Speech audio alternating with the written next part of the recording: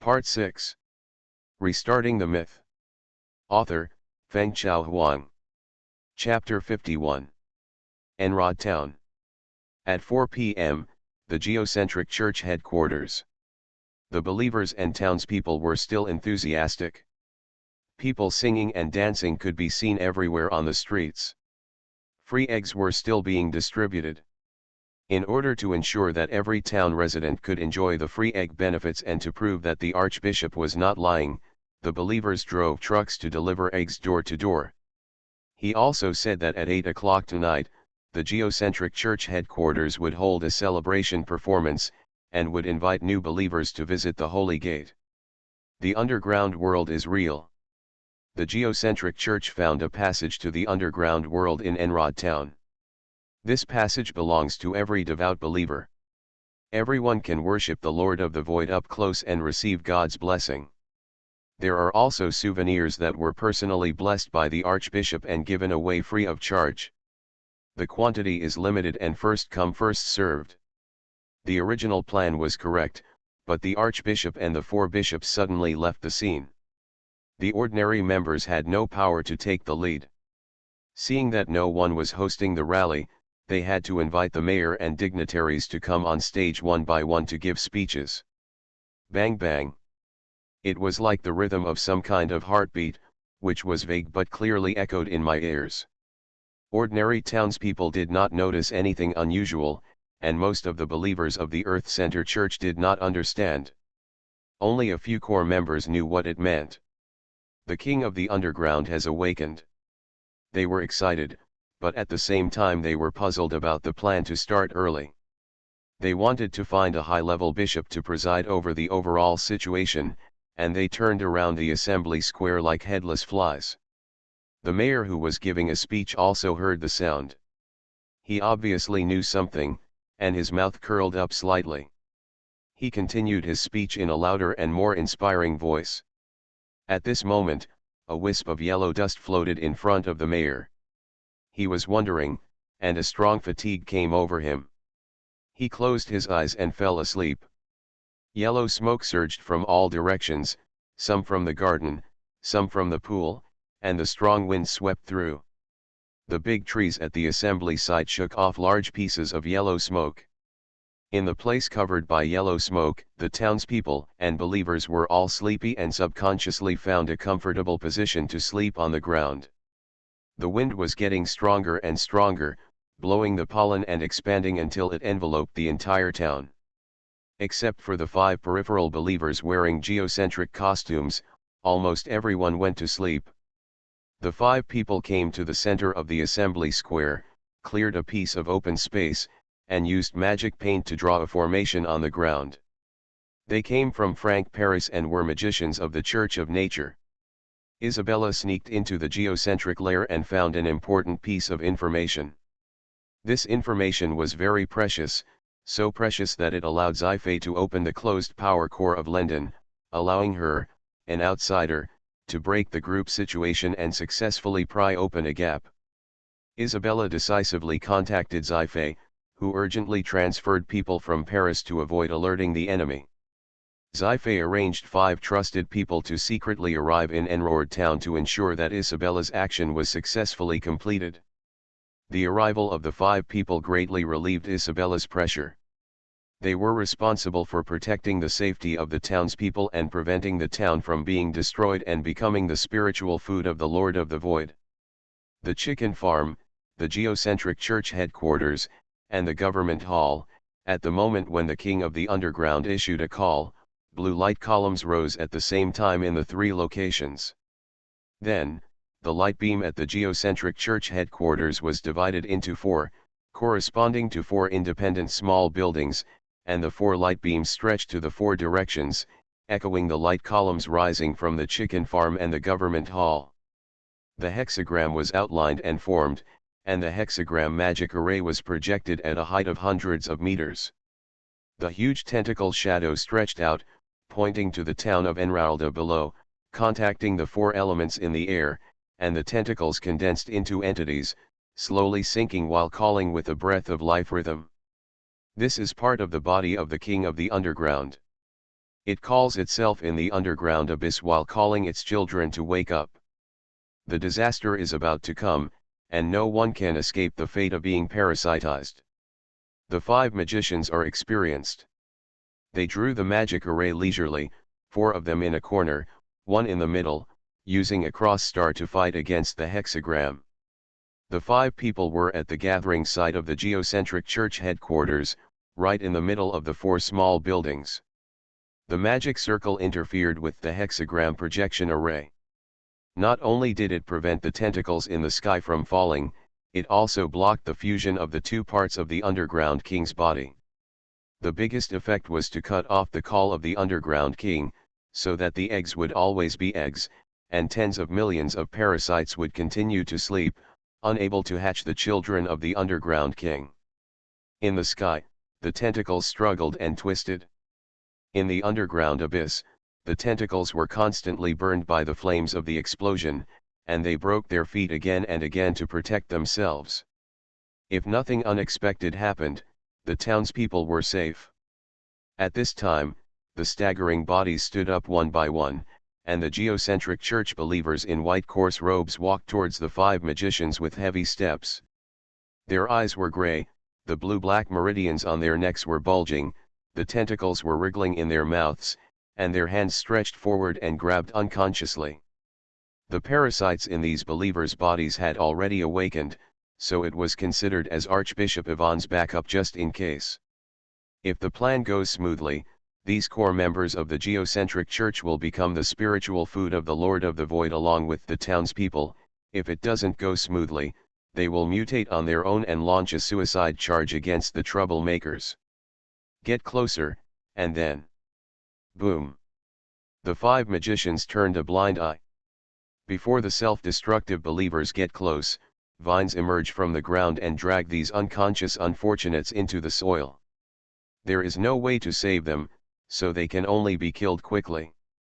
A rough count shows that there are about 300 believers who were fooled to death by Archbishop Ivan. They were the first believers who believed in the Lord of the Void and were the most devout believers. A large villa far away from the town. Several black cars stopped in front of the door. The 2 bishops got out of the car and rang the doorbell in the support of the believers. Kent and Melville were the top leaders of the geocentric church. They looked through the tall iron gate and took in the villa and the huge lawn that were not worth mentioning. They couldn't help but murmured sourly about the damn rich man. No wonder the Son of God went astray. This house and this garden will make anyone lose their way on the road of life. X2. The 2 top leaders were envious, not to mention the believers. The doorbell rang several times, and the 2 bishops were answered by the loudspeaker behind the door. The owner of the house is out today and will not see guests. If you have important matters, please make an appointment in advance. Private territory is inviolable. Please respect it and do not enter without permission. Unauthorized intruders, please be prepared to pay with your life. You only have one life, please cherish your life. Attention, this is not a warning. The loudspeaker played the voice of the housekeeper Fula in a loop, and gave the most severe warning in the most gentle tone. The 2 bishops looked at each other. The Son of God was not easy to talk to. It seemed that he knew they were coming in advance and directly closed the door. The 2 bishops were very embarrassed. They did not want to offend the Son of God, and they did not dare to violate the will of the Lord of the Void. They asked one of the believers to come forward, climb over the iron gate railings to find the Son of God and pass on the message. Tell the Son of God that we come with respect and have no intention of invading private territory. Bang! The believer had just climbed to the top of the iron gate when a gunshot suddenly rang out. A big hole appeared in his chest, and he returned to the ground without saying a word. The drizzle fell, covering the white robes of the crowd. The 2 bishops' eyelids twitched wildly, and the believers were terrified and retreated again and again, fearing that the next person to climb over the wall would be themselves. Holy Son, are you serious? X2. We are all on the same side. X2. Just as the 2 bishops were hesitating whether to leave, a hexagram array lit up in the sky above Enrod town, and giant tentacles fell from the sky, with the intention of ravaging the town into ruins. We can't wait any longer. The ceremony has begun. We have to take the Holy Sun back now. If we don't complete the order of the Void Master, we will all be punished. Kent gritted his teeth and said. Melville nodded, waved his hand, and asked everyone to get on the car and force their way into the manor. After that, he and Kent took one side each, using the stone pillars on both sides of the iron gate to block their bodies. Ah, you two won't lead the charge? XN. The believers blinked and did not move for a long time. One of them said weakly, Bishop, they have guns, and they are sniper rifles. What are you panicking about? It's just a sniper rifle. There are many of you. We may not be able to kill you all if we rush in. How can you serve the Master of the Void if you are afraid of death? The two bishops could not bear to hear this. At the same time, they silently chanted a spell to contact the parasites in the believers' bodies, turning them into infected bodies and launching a suicide attack on the gate. With a bang, the iron gate of the fence creaked and fell down. The loudspeaker in the bushes was hit by the explosion, and the sound was intermittent. You only have one life, please cherish it. Be careful. This is not a warning. Restarting the myth. Author, Fengchao Huang. Chapter 52. In any era, the lethality of firearms is terrifying. A group of unarmed infected bodies want to break through the rain of bullets, and the ending is self-evident. They didn't even see the machine gun. They died on the way to the villa under the precise sniper rifle. The lawn is too big. In a sense, it was the money that killed them. In front of the foggy gate, the butler ordered people to pile up sandbags and set up 2 machine guns, forming a cross network with maximum firepower. 2 maids each have a machine gun. They are sturdy and seem to have no recoil when they shoot. Unfortunately, they can't shoot. The heads were taken by the sniper maids on the roof. Wayne sat behind the sandbags, with a parasol, a small lounge chair, sunglasses, and black tea, and next to him was the butler with a single lens mirror standing upright. He thought of the believers who had just spit out tentacles, guessing that these people were parasitized by raw eggs, and said with a cold face, "What disgusting tentacles, they are so ugly." The housekeeper and the maid did not panic because of the appearance of the believers. They knew that magic existed in the world and had received professional training. Especially the housekeeper, who had a fierce record of killing 4 magicians head-on. The same sentence, within 7 steps, the gun is accurate and fast. Wayne picked up the telescope and looked at the tentacles hanging from the sky of the town, frowning and not speaking. Looking at the situation, the sacrifice ceremony has been started. I wonder if Isabella can withstand it? The geocentric church gathering gathered a large number of townspeople. Have these innocent people been parasitized? Wayne did not like the geocentric church. Whether from the righteousness or from personal grudges, he could not have a good impression of the geocentric church. Even if it was the transport captain, the Lord of the Void, Wayne was unwilling to say a word of thanks to the other party. He robbed the 4 elements with his own ability, why should he thank him? The arrival of the believers made Wayne realize that he was named by the Lord of the Void. If Isabella died, a large number of mutated believers would rush to the house, and there would be powerful magicians such as the leader and the great leader. If all the townspeople in Enrode Town were mutated, Wayne's scalp would be numb just thinking about the feeling of zombies besieging the city. He believed that the housekeeper and the maid could hold on to the house for 58 days. He just felt it was a pity that the townspeople were innocent and should not have suffered such a disaster. I hope Isabella will not disappoint the teacher. Wayne murmured, and suddenly sensed a wave of magic power. There are also masters. He stood up, asked the housekeeper to be alert, and looked at the direction of the magic power fluctuation. On the lawn, the believers who were blown up by sniper rifles twisted their bodies and crawled, wriggling together, with blood and flesh piled up, and the overflowing white foam stitched into a hole. The meatball, with arms and legs and a pale face, rolled and ran towards the sandbag. The target was Wayne.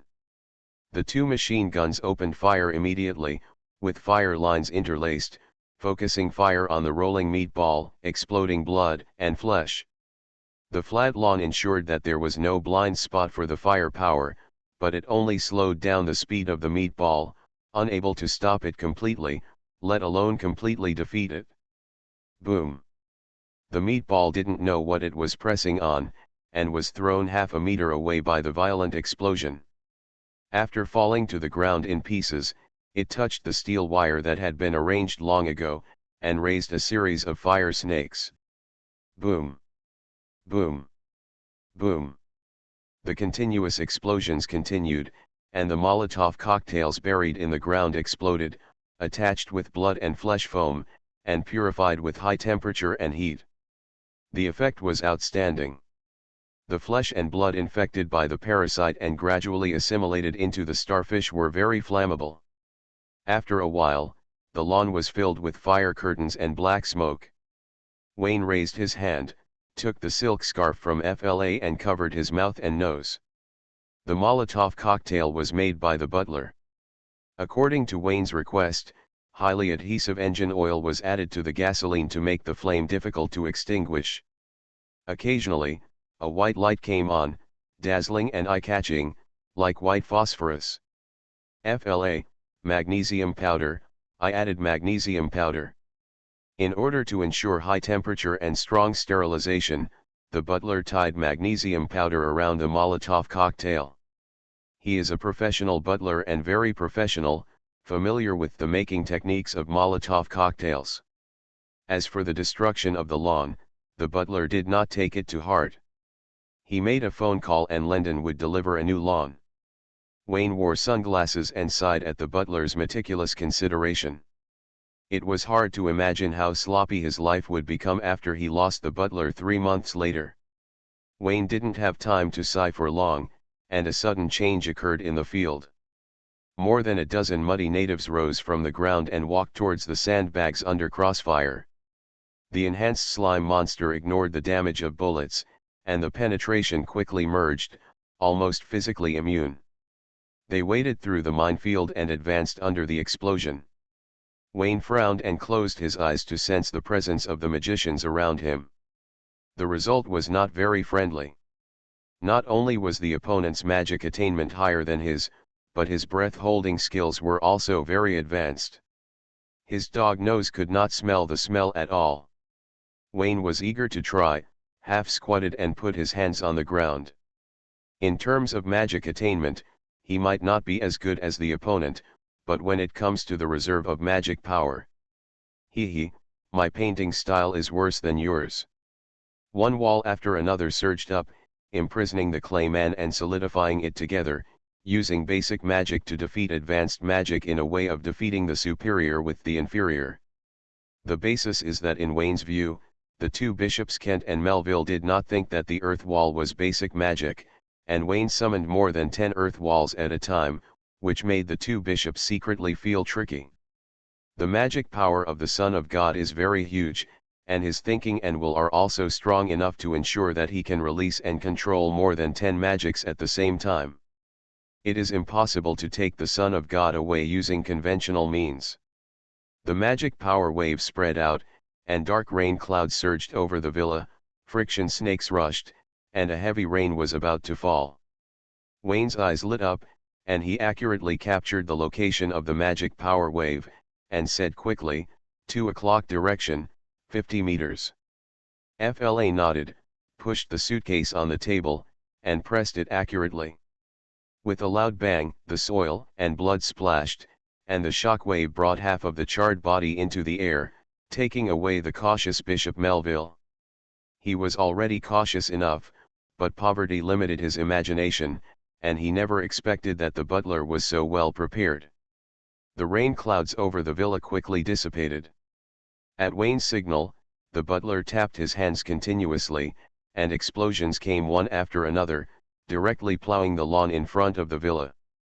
The scorched earth was everywhere, smoke rose, and the pungent smell spread in all directions with the heat wave. Master Wayne, the enemy is dead, and there seems to be no other intruders. FLA came to Wayne's side, bowed and handed over a silk scarf to cover his nose. I understand, thank you for reminding me. Wayne nodded, took a deep breath, took the silk scarf with one hand, and pressed the other hand on the ground. The cover of the Book of Greed, the big eyeball looked at nature, the connection was opened, and the obscure information poured into the big eyeball, lingering in Wayne's body, dyeing his pure white magic green. Wayne's veins on the back of his hand bulged, and the huge magic power far exceeding that of a magician apprentice poured into the ground, and grass clippings grew rapidly, and vines ran and interspersed in the soil. The lawns around the big house were like the sea surface under a storm, with rolling waves and ups and downs. The stormy waves, the undercurrents, hundreds of vines weaving and interweaving, the huge encirclement kept shrinking, looking for the big rats that might be hidden in it. Bang! The flaming wind blade cut a square on the surface, and Bishop Kent jumped out and shouted loudly, "Son of God, I am Kent, the Bishop of the Earth Center Church. I am here to greet you by the order of the Lord of the Void. I am not an enemy." Wayne turned a deaf ear to it. He and the Earth Center Church were not on the same side. The righteous partners and the evil villains could never be on the same side. He increased the output of magic power, and hundreds of vines drilled out of the ground, forming groups of 3 or 2, and turned into vine palms to grab Kent. Kent would naturally not sit and wait for death. While calling, he tried to awaken Wayne's conscience and asked the Son of God not to be stubborn. At the same time, he walked in the air, and magic ripples burst out under his feet. He kept changing directions while walking in the air to avoid the pursuit and interception of the vine palms. At the same time, he waved the wind blade and flames to disperse the vines that could not be avoided. Boom! Wayne's magic power burst out again, and more vine hands emerged from the ground, making up for the gap between himself and Kent with numbers. Finally, a big hand grabbed Kent's calf. The vines contracted, and the severe pain interrupted Kent's thinking. As the vines wrapped around his palms, the plant ball contracted and solidified in mid-air. "Hey, I caught you." A light flashed in Wayne's eyes, and the ball made of vines was deeply buried in the ground, and then his open palm suddenly clenched into a fist. Bang! A muffled sound, very faint. There was no screaming, and there was no sound of breaking and compression. Kent walked very quietly. Wayne sighed and looked at FLA, "Butler, do I count this as murder?" "As far as I know, it doesn't count without evidence." Wayne rolled his eyes and was about to complain. FLA took out a white towel from his jacket pocket, wrapped Wayne's right hand and slowly wiped it. Wayne had a string of question marks on his mind. What was going on? "Master Wayne, your hands are dirty." "Wayne? Don't be like this, housekeeper. The better you perform, the more I fear losing you." You are listening to Novels at Bless Up channel. Wish you happiness and luck. Please subscribe to receive new novels. How do you feel about this novel? Please like and leave a comment. Restarting the Myth. Author, Fengchao Huang. Chapter 53.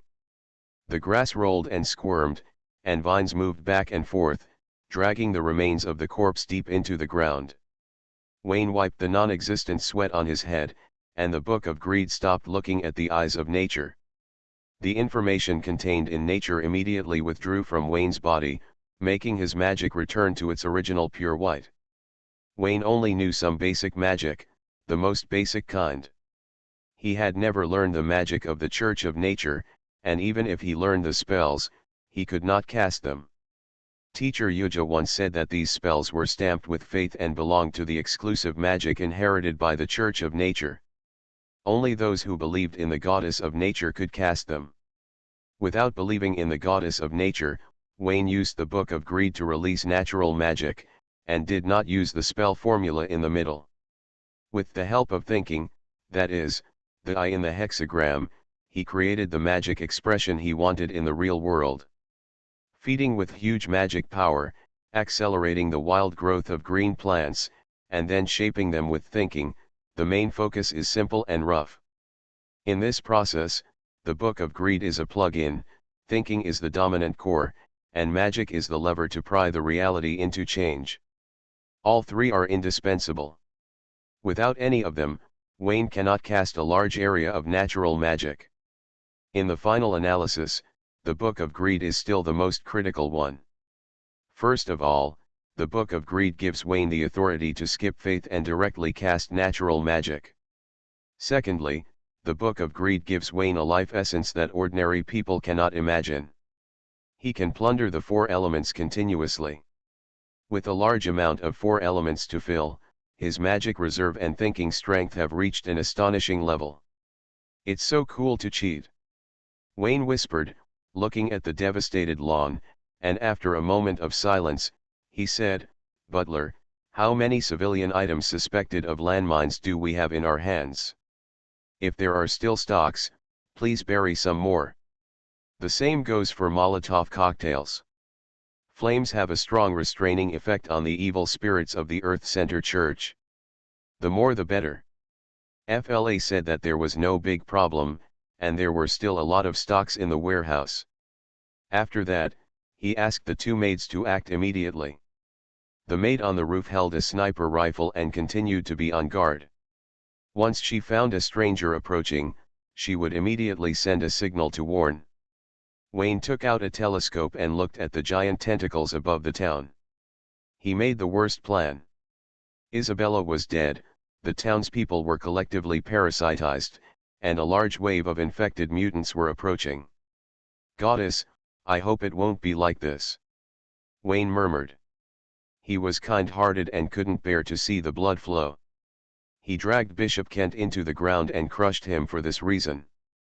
If you don't see it, you can crush it casually. If you see it, you will feel uncomfortable and have a psychological burden. Similarly, Wayne didn't expect a large wave of infected bodies to step on the lawn. This is not a game, but real lives. Wayne was struggling whether to go to the town to help. Maybe Isabella was just missing a finishing blow. If he went, he could play the role of a surprise soldier from heaven. After thinking about it, he decided to forget it. Maybe Isabella was as strong as the Earth Center Church, or even a little bit higher. As a result, when he went, the Earth Center Church immediately became a little bit higher than Isabella. Wayne weighed the pros and cons again and gave up the idea of support. The villa was his home ground, and he had a housekeeper and a maid who were 3 veterans in the battlefield. He could attack or defend. There was no reason to give up his advantage and risk his life to go to someone else's home ground. The headquarters of the geocentric church, the cross star suppressed the hexagram.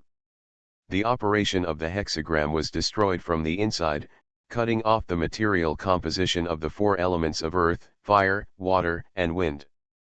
The most intuitive manifestation was that the projection of the hexagram in the sky was dim, and the tentacles that had been materialized faded into phantoms. The 5 magicians completed the mission, but did not immediately assist Isabella. Instead, they stayed at their posts to prevent the King of the Underground from suddenly launching a counterattack. All 5 of them were experienced. When it came to fighting against cults, they were professionals. They extinguished all possibilities and resolutely did not give the cultists a chance to counterattack. As for whether Isabella could complete the task, the 5 never questioned it. One corner of the hexagram represented the empty chicken farm. In the dark abyss, blue light spots moved synchronously with the fire. The continuous explosions and flames made the Underground King miserable. Flames were its nemesis. If it got a little bit of its body on it, it would self-ignite rapidly.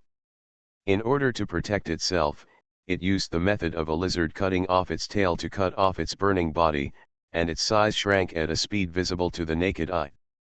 The main body that should have arrived as scheduled did not come, and the children did not respond to the call. Splitting could only delay death, but could not extinguish the flames. It would not be long before it was burned to ashes by the flames because it could not be divided. The underground king struggled, but it was useless. Looking at its terrifying reproductive ability, it was clear that it was not good at fighting, and it relied on a huge base to ensure the continuation of its race.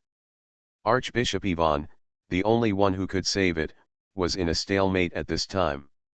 In terms of magic attainments, Archbishop Ivan was a latecomer, a complete wild magician, not even worthy of carrying Isabella's shoes. Relying on the cockroach body of Creekchi, he barely fought Isabella to a 50-50 tie. Isabella was responsible for fighting, and Ivan was responsible for bearing the output. The former loses mana but not health, while the latter loses neither mana nor health. From this point of view, Ivan has a great chance of winning and has the upper hand. Ivan is not in good condition at this time, probably because his brain has been stripped away, his judgment has plummeted, and his reaction is much slower than before. His mind has successfully resided in the tentacle cluster, so he is not dead, and can barely be considered alive. But that was all. Ivan's mind was seriously polluted, and she completely lost her language ability and forgot how to use magic. She attacked by physical instinct, rushing around just to get close to Isabella and swallow her into herself. It is conceivable that unless Isabella didn't want to live, Ivan would never be able to touch her clothes. A low scream echoed in the dark abyss, and the king of the underground was burned by the flames, and he didn't even see his children before he died. The sacrifice failed, and the plan of the geocentric religion was completely thwarted. Ivan was furious, the white meatball cracked, and the pale mouth opened, which was full of wriggling tentacles and fangs. Roar, roar, roar. He roared to the sky, unwilling and helpless. In sharp contrast, Isabella was at ease. The fat ball lady had a cold face from beginning to end. Her bloated body did not limit her movement speed, and her feet were as fast as springs. The vines weaved into a net, imprisoning Ivan and locking him up. White flesh foam overflowed, shuttled through the gaps between the vines and reorganized. The white flesh ball roared meaninglessly and slammed into the wall. Ivan's mind tentacles were assimilated, and his sand value was reset to 0. Now all his actions were unconscious. He didn't even know whether to attack Isabella, and he focused on the wall in front of him, as if this was the enemy that would never stop until he died. Isabella watched quietly, waiting for the white flesh ball to self-destruct. At this time, a golden light lit up, and the golden statue in the center of the square suddenly decomposed. A huge mind will poured into the white flesh ball and took over the empty shell. The flesh ball squirmed and gradually turned into a 2-meter-tall humanoid tentacle monster. The legendary wizard returned, and his mind will left the star realm and returned to the chosen continent of God. Isabella was greatly surprised and set off a magic frenzy to prepare for battle. She didn't understand why the crazy legendary wizard would go against his instinct and return to the God's chosen continent. The sacrificial ceremony had obviously failed. Was there anything else in Enroared Town that was worth his attention? What is it? What made the legendary wizard's crazy mind regain sanity? Restarting the myth. Author, Fengchao Huang. Chapter 54. The white flesh mass stopped squirming, and the legendary mage's body was completely reshaped. The body was pale, with no internal bones and organs, and was entirely filled with white flesh. On the right side, there are 3 deformed arms and 2 legs of different thicknesses. On the left side, there are 3 tentacles twisting in disorder, and a leg with wrists and feet split into webbed feet. The head is a thick and long tentacle, hanging down from roughly the back of the head, wrapping around the chest and torso, and the end wraps up the private part between the legs. The facial features are chaotically distributed on the smooth face, messy, asymmetrical and of varying sizes. An organ similar to a mouth almost cut off his head, and 2 rows of fine gums were exposed. After a rough count, the number of dense teeth reached 3 digits. The teeth are not wrapped by lips, there is no tongue in the mouth, and the vocal cords, trachea, and esophagus are not visible. He is 2 meters tall and is anthropomorphic to a certain extent. Isabella's face turned cold. After just one encounter, her thoughts conveyed strong discomfort.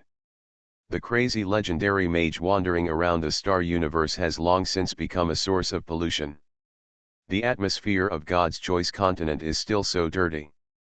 The legendary mage opened his mouth and looked at Isabella intently. You are a believer in the natural God religion, right? That's great. When I see you, I seem to see my past self. At that time, I was also very fascinated by the magic of life. Isabella narrowed her eyes slightly. Marshal Josh Summerfield, you were once a disciple of the goddess, a noble knight conferred by the Windsor royal family, and well known in the church, but you were obsessed with the magic of life and fell into madness, and eventually went perished. Marshal, Josh, such a familiar name. The legendary mage murmured, then laughed, and said, the name is a bondage, which imprisons our thinking. It is a curse imposed by the gods on us magicians. Ha ha ha, do you think I'm crazy? Is this how the church threatens you? It's so ridiculous, they don't understand at all. I abandoned my name and escaped from the curse.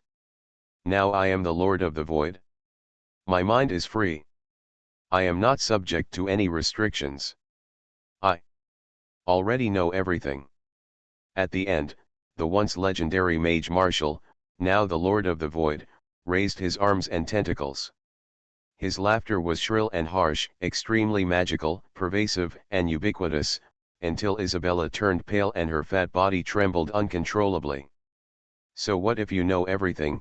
You are already crazy, Isabella insisted through gritted teeth. She was right, the Lord of the Void was indeed crazy, and extremely crazy. After the short period of nostalgia, he ignored Isabella and turned around to leave.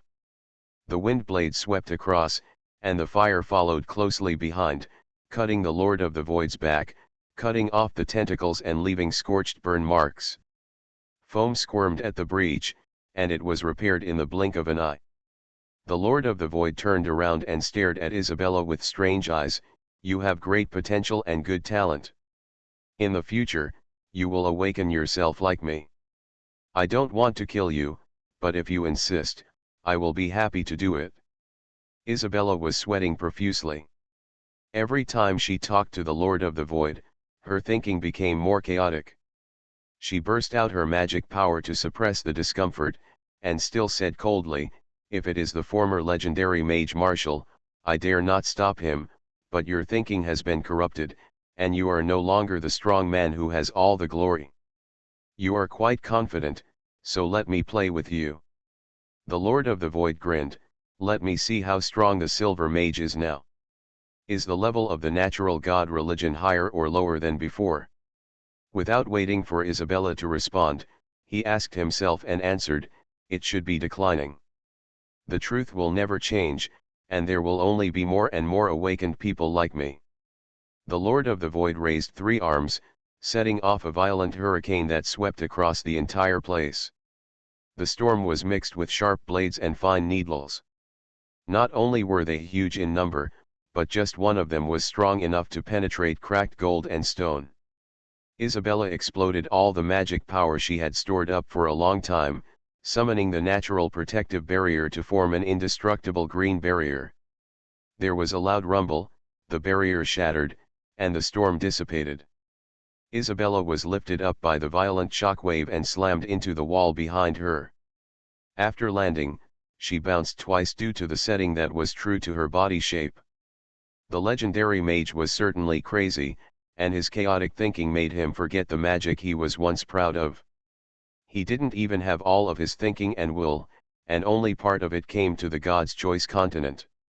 Even so, Isabella was still as weak as a child in front of him, and she could only block a casual blow with all her strength.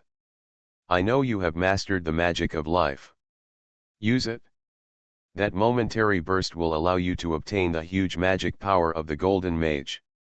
Maybe you can drive me back to the void, the Lord of the Void said with a smile.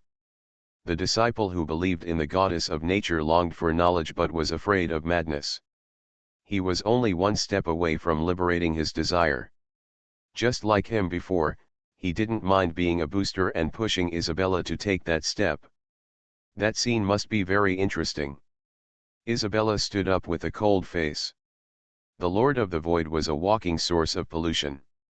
Her thinking was interfered with by the other party and she was unable to use all she had learned. Moreover, the other party was once an outstanding magician in the Natural God Church and knew her cards well. Can you win? Isabella took a deep breath, and the fat all over her body trembled violently, as if she was undergoing liposuction surgery, and her whole body lost weight quickly. When her body got rid of the concept of being bloated and obese and became slim and slim, the magic power in her body reached its peak, leaping beyond her own limit and moving from the silver cross to the golden triangle. The hexagram is stable, and so is the cross. The higher it goes, the more stable the balance in the magician's body will be. Isabella's magic power only reaches the golden triangle, and the short burst will not last long. She knows this very well. Facing the former legend, she burst out all her magic power in one breath and outlined the magnificent golden triangle magic circle in the underground square. The magnificent magic rolled into a torrent, and a strong breath descended. After everything was gone, Isabella stood there panting. Affected by the magic, a strand of hair on her forehead turned dark green, and there were a few more faint marks on her face. The most obvious change was in her ears, which were elongated and thinned like an elf.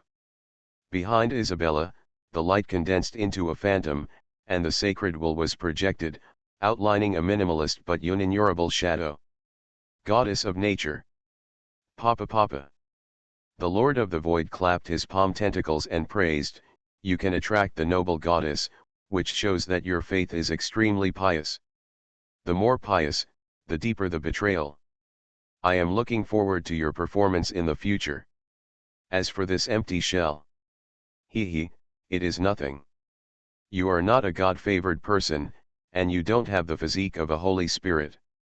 The goddess will not give you too much response." The Lord of the Void shook his head and said regretfully, "To be honest, I am very disappointed. I thought you would trust yourself more if you let go, but you still chose faith. Of course I can't rely on myself alone." Isabella's eyes lit up, raised her hand and pulled out a pendant from her collar. The hexagram bloomed brilliantly, and contacted the 5 magicians at the headquarters of the Earth Center Church. In an instant, she borrowed all the magic power of the 5 people and injected it into the goddess's shadow, making its outline clear and lifelike. The eyes of the goddess's holy face slowly opened. The terrifying energy fluctuations swept across the scene, and the will pressure above all dispelled the disordered and chaotic pollution, forcing the Lord of the Void to retreat again and again. The tentacles on his body melted, and the whole person was as soft as mud, as if he had been burned by high temperature, and could no longer maintain his normal shape. Although it was not normal in the first place. The Lord of the Void screamed, and the festering tentacles extended rapidly, and the ends turned into sharp spikes, piercing Isabella's chest. A ray of light guarded Isabella's body, and the 2 wills rubbed and collided, squeaking and shattering glass. Isabella tightly grasped the 6-pointed star pendant on her chest, closed her eyes and silently prayed with the most pious prayer, in exchange for the lowered eyes of faith. The tentacles melted, but the light remained. The Lord of the Void roared and cursed the goddess, and with a loud shout, he turned around and fled. Under the protection of the light, the entire underground square was shrouded in divine power, and the invisible barrier blocked the way. No matter how crazy the Lord of the Void hit, he could not open a gap. There was no way to escape, and he could not kill Isabella. The Lord of the Void melted in the constant curses. The pollution source was swept away, and the underground square returned to peace. Isabella did not release the magic immediately, but waited for a moment, because her mind was almost exhausted. She leaned against the wall and slowly closed her eyes. She was too tired. And, she was so hungry. Goddess, who will give her a bite to eat? On the ground, the 5 magicians who selflessly contributed all their magic power also fell down. First, the magic circle, then the auxiliary magic, one by one exhausted, hurriedly released a protective barrier, and then fell asleep. So far, everyone in the entire En-Road town has obtained high-quality sleep like a baby daddy. The child next to him cried, and he couldn't wake up even if he was kicked by his wife.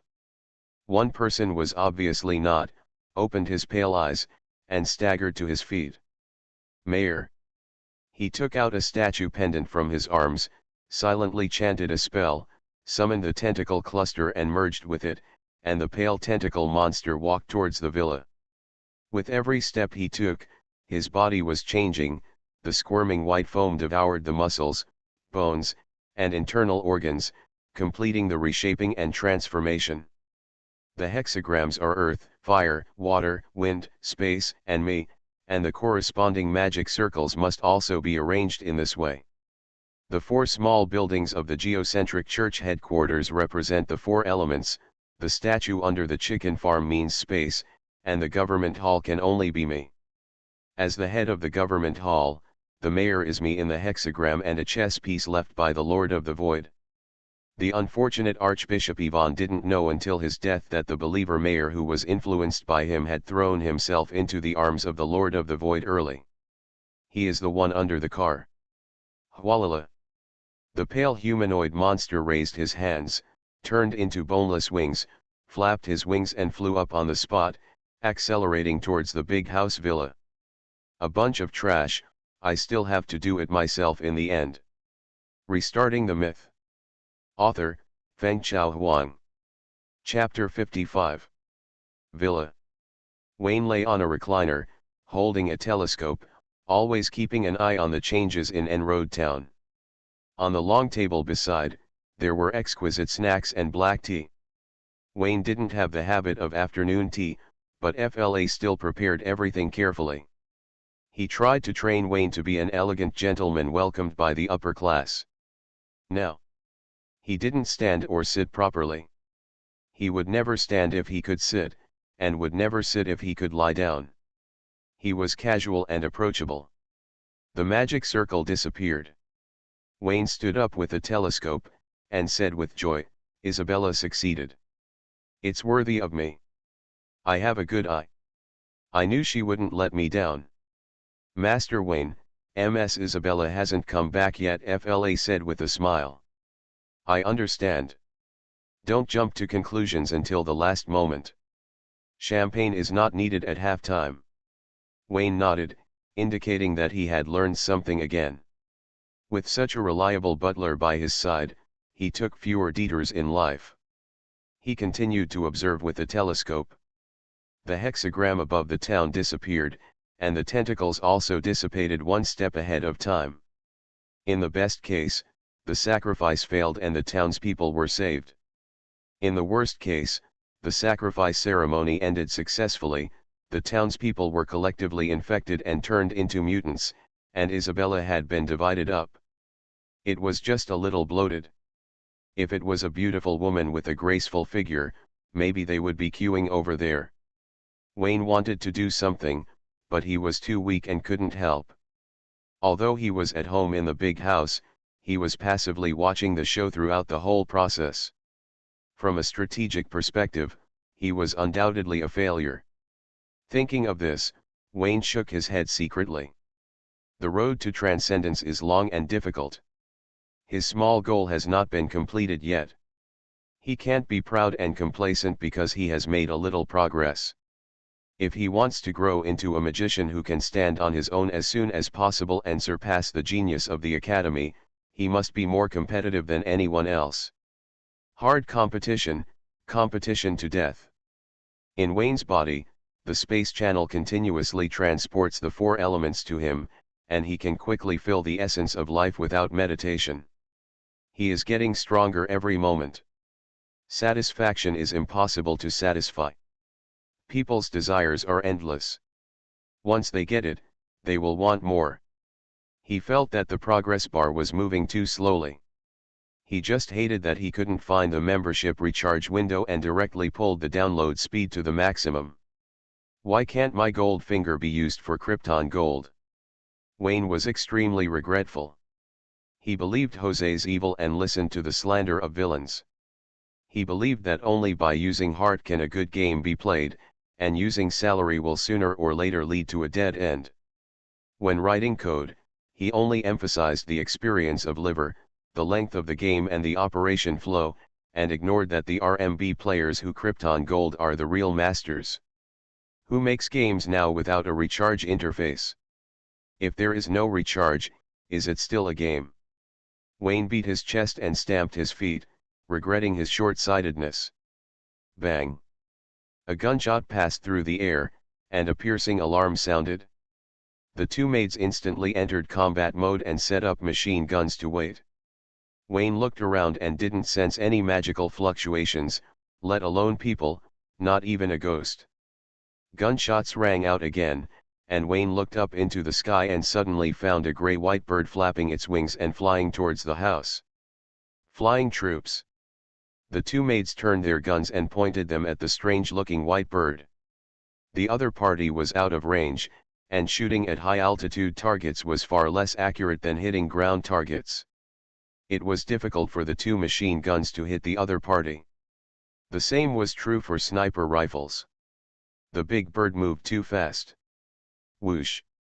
The white bird spit out white foam arrows and attacked the sniper maid on the roof. Wayne waved his hand and rolled up a strong wind, blowing the arrow away. The sniper maid exposed her position and quickly left her original position to find a new sniper point. The big bird did not chase, but flapped its wings to speed up, and dived towards Wayne.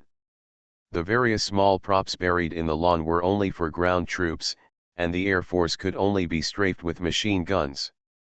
The two maids stayed at their posts and drove the big bird back with excellent operation. The white bird monster opened its mouth and wailed, and the disorderly chaos hit the eardrums of the maid and the butler, making them nauseous and headache, unable to aim and shoot. The butler was better, he had received targeted training and could hold on for a short time. The three maids were bombarded by the noise and knelt on the ground with retching. The big bird spread its wings in the air, and the white foam wings turned into sharp feathers. Dozens of sharp arrows shot down from the sky, tearing the air and making a sharp whistle. The target was not Wayne, but the butler and the maid. "MD, dare to touch my people." A green light flashed in Wayne's eyes, and he raised his hand again, and the surging magic power pried the real world, pulling open the fine wind needles that were like a rain curtain. With his own pure magic, he could not release this basic wind magic. The magic expression was wrong, but by drawing deep green from the natural eyeball and dyeing the magic green, he could easily give the correct answer. The rain curtain went up in reverse. The fine needles of cow hair touched the white foam feathers, using the weak to defeat the strong and winning by quantity. After a brief stalemate, they broke up the arrow formation, and the remaining force not only submerged the white bird. The big bird was pierced by thousands of fine needles, and its body was immune to physical attacks. In the blink of an eye, it was restored as before, and it continued to wail with a shrill voice. He tried to stimulate and interfere with Wayne's thinking, but the effect was very general. Wayne only felt noisy when he heard it. The pain of the housekeeper and the maid intensified. The two maids fainted with foam at the mouth, and their hands and feet twitched occasionally. As you can imagine, the sniper maid in the big house also fell down. FLA's face was ugly and he held the corner of the table, trying to maintain his elegance and the face of his master, and raised his pistol to shoot into the sky. Every shot was off target, and the stroke was off by more than 10 meters. Wayne was helpless. He knew the big white bird was coming for him. He continued to fight in front of the big house. Regardless of the outcome, the housekeeper and the maid would probably go crazy.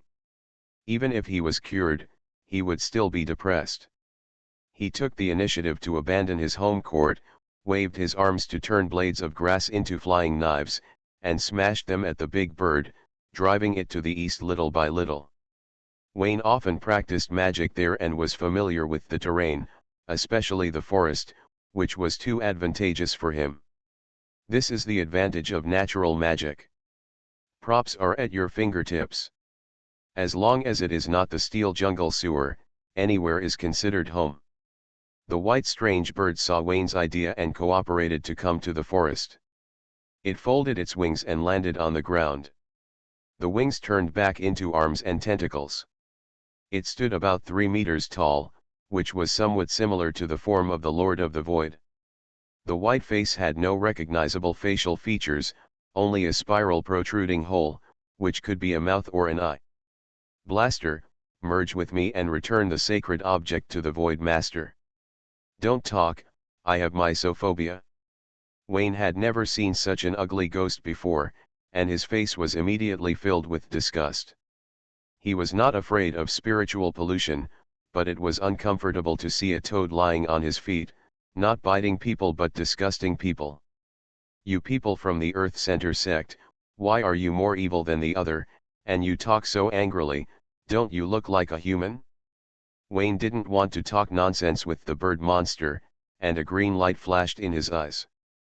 The branches of the forest swayed and rustled, and a black hole like eyes and mouths opened at the position of the tree trunk.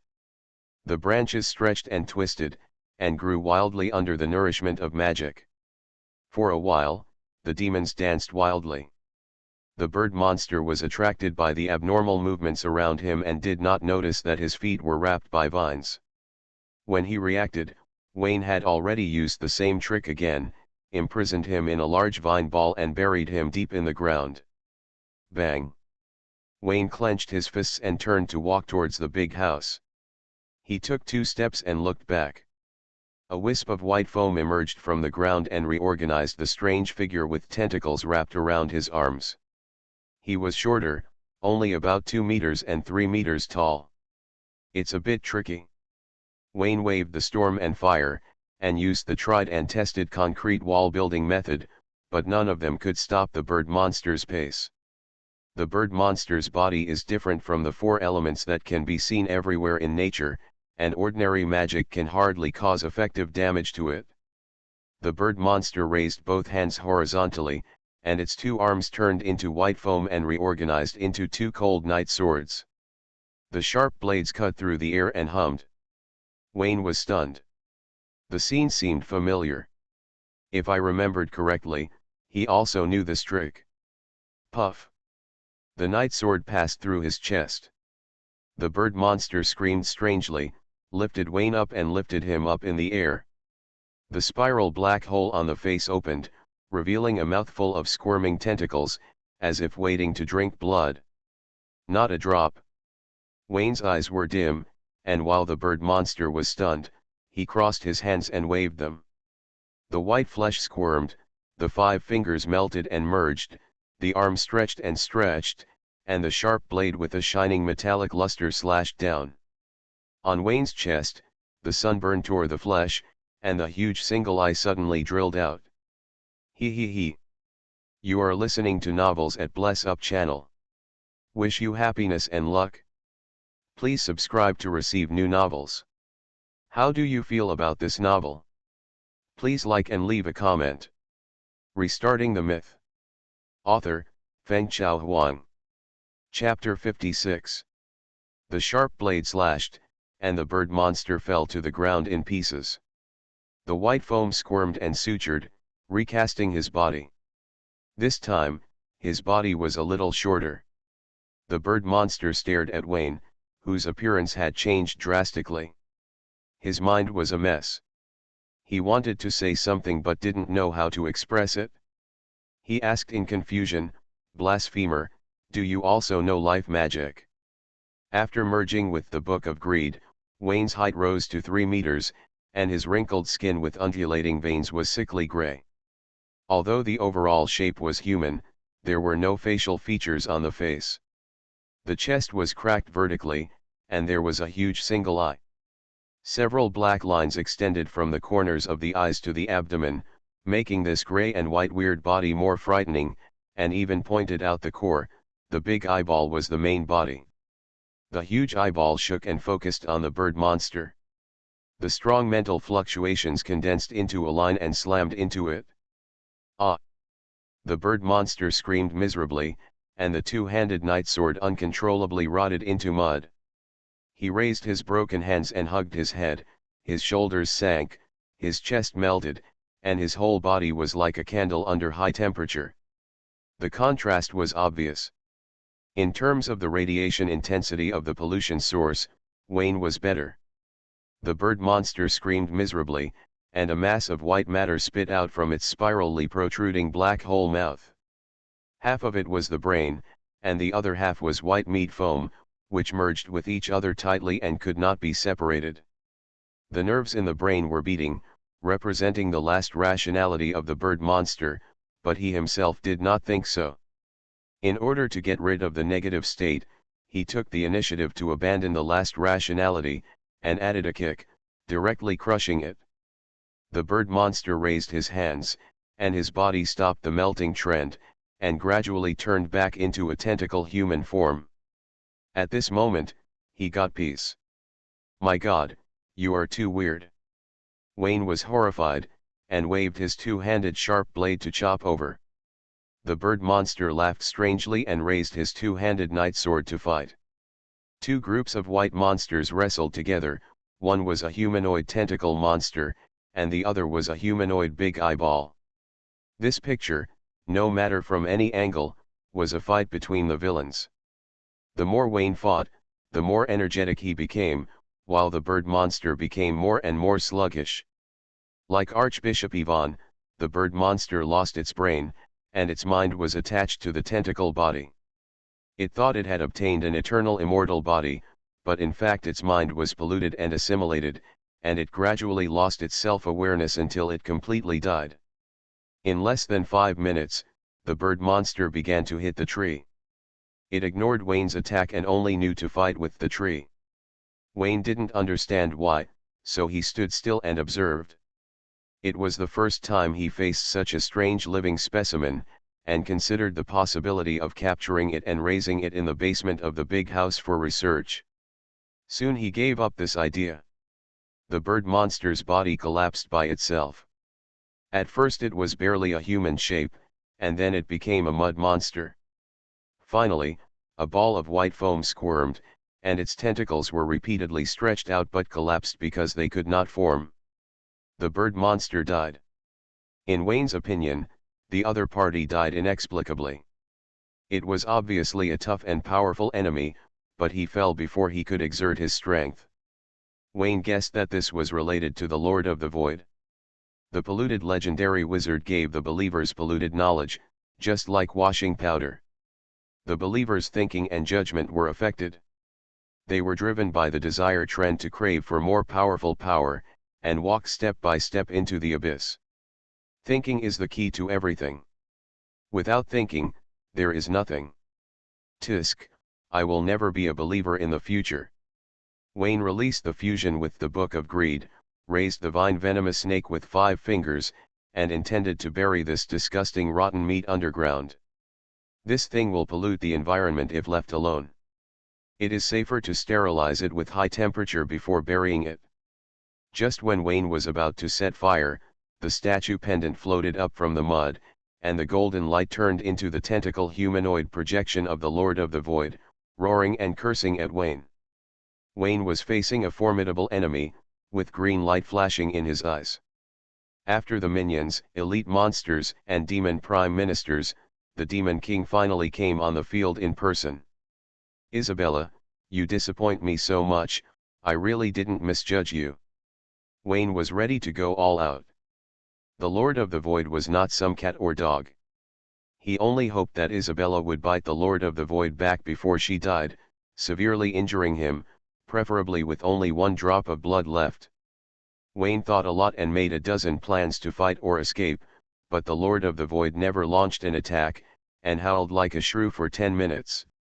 Wayne realized that there was no Demon King who personally went down to deal with the brave, only the defeated dog barked unwillingly. Thinking of this, he silently raised a middle finger. The Lord of the Void was furious. He had been jumping back and forth between reason and madness. Seeing this, he fell into a hysterical state of violence. "I will come to find you, I will never let you go. Wait, I will definitely cut you into pieces and imprison your soul in the void forever." With a bang, the statue pendant hanging in the air broke into pieces, turned into golden powder and melted into the air. "You'd better come quickly. If you're late, it's not certain who will cut whom into pieces," Wayne sneered in response and raised his middle finger in the air. "Master Wayne."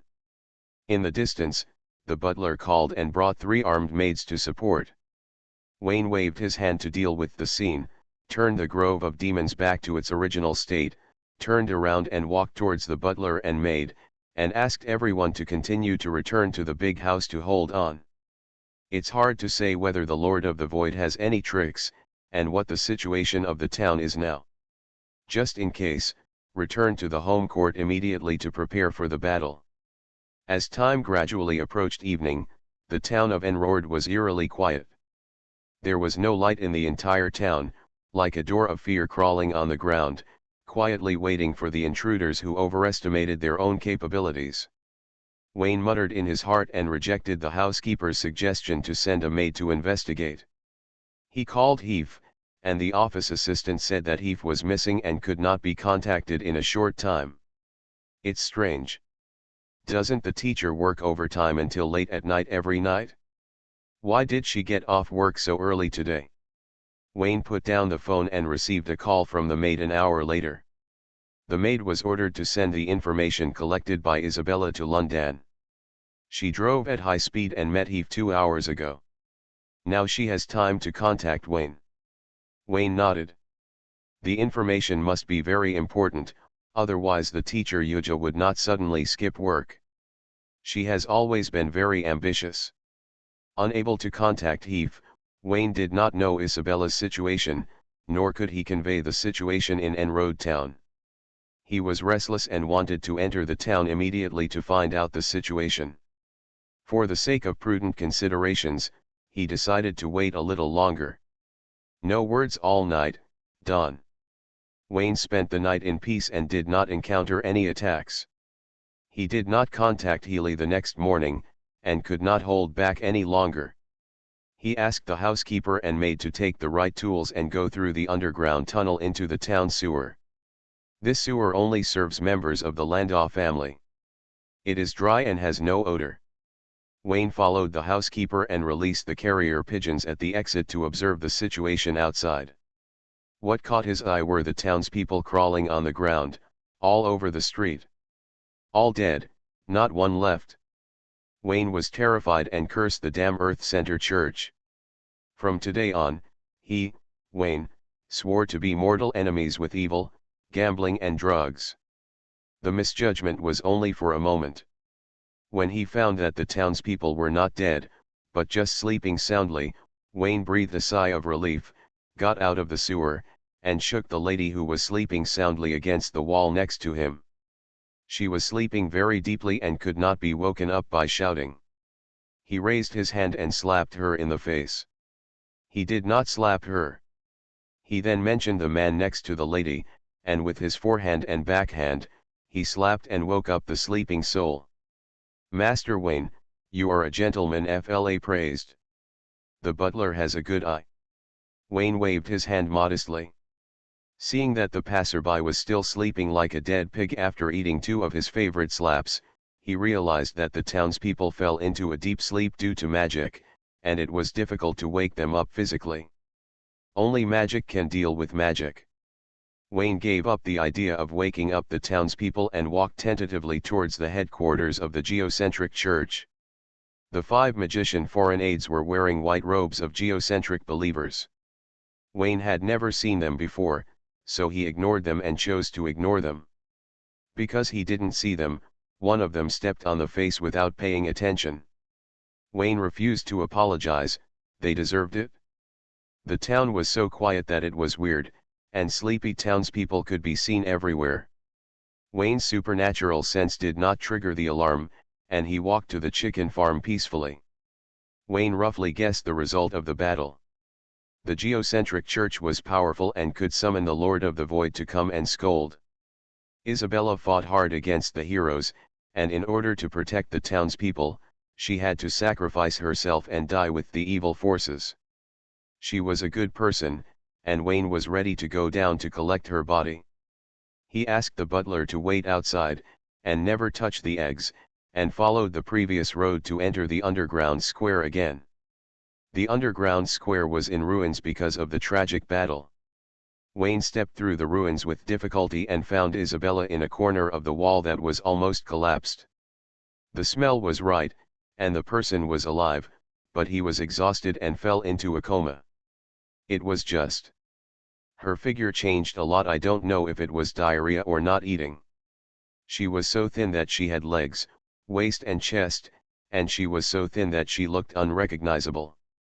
At this time, the magic had long dissipated, and the faint marks on Isabella's face and the elf ears that were stretched disappeared, leaving only a strand of black hair with highlights. Her figure changed greatly, and she was almost two different people from when they first met. Wayne didn't know how to describe it, so he changed his evaluation when they first met. Looking at the mountains from the side, I saw the peaks from the side, and I just wish I was in this mountain. Wake up, it's dawn. Isabella didn't wake up. Wayne frowned and patted her face, then tried again. It's time for dinner, there are so many delicious foods. Isabella sat up with a somersault, staring at Wayne, swallowing saliva wildly. What to eat? She sat up in shock from her dying illness, in urgent need of calories. She was really starving to death. Restarting the myth. Author, Fengchao Huang. Chapter 57. The thin Isabella is definitely a great beauty. Considering her taciturn personality, she is also an iceberg beauty. Iceberg beauty, a big sister in her 20s, this XP system is the most annoying to Wayne. But not today, he was uncomfortable anyway. He carefully looked at the pretty face in front of him, and then he saw the words from the slits of his eyes. The whole face was written with the word cannibalism. Wayne was pressed by Isabella's shoulders, and he felt like he had become food. His scalp was numb, and he broke free. Calm down, our natural church is a serious section. The recipes can be unpopular, but they must not be weird. Isabella was pushed by Wayne and fell straight down. She propped up her arms and tried to sit up. She tried several times but failed. It was so easy to push her down. Wayne raised his eyebrows and realized that Isabella had exhausted all her strength. She didn't want to eat people, but was really hungry. He took out the chocolate from his pocket, and seeing that Isabella couldn't eat independently, he tore open the wrapper and stuffed it into her mouth. Satisfy your appetite first, I'll take you to find something to eat. Wayne carried Isabella and walked quickly towards the exit. The townspeople fell into a coma because of magic. Who did it? Are you or the geocentric church? It's not me or the geocentric church. There are 5 colleagues. Isabella swallowed the chocolate with a gulp. The hunger was even stronger, urging Wayne to walk faster. There was an elevator next to it, leading directly to the surface. Wayne didn't take the elevator. Isabella's fighting was not small. The underground square was plowed repeatedly several times. It would definitely be a problem if he entered the elevator at this time. He didn't care. Isabella would starve to death. Wayne came to the surface and met up with the butler. He handed Isabella to the maid and carried her to the assembly square of the geocentric church headquarters.